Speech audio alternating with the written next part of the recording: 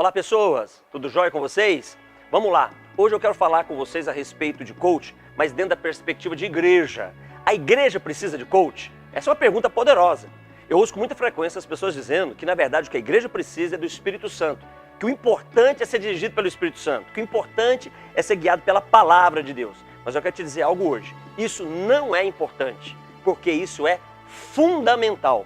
No aspecto da maturidade da nossa espiritualidade, não há nada mais sério, nada mais relevante do que conhecermos a palavra de Deus, do que tê-la como uma regra absoluta da nossa vida e depender do Espírito Santo para compreendermos essa palavra na essência e transformar esse conhecimento em comportamentos na nossa vida.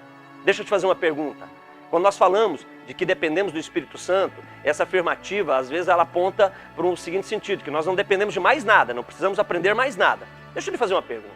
Você acha que seria bom uma igreja ter um tesoureiro que, por exemplo, tivesse uma experiência administrativa financeira? Você acredita que isso ajudaria na gestão da economia dessa igreja?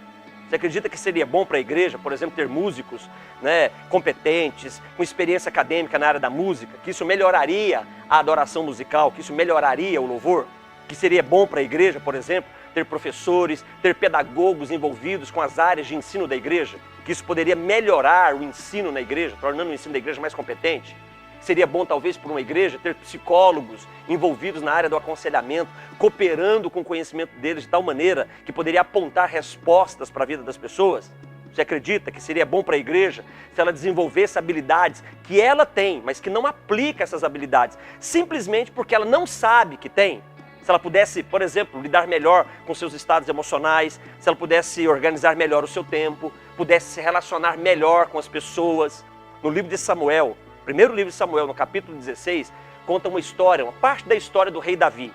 E Davi, ele começou a sua história na vida de um homem muito importante na época, que era o rei de Israel, que era Saul. Saul enfrentava um problema muito sério, um problema emocional muito sério, um problema espiritual muito sério.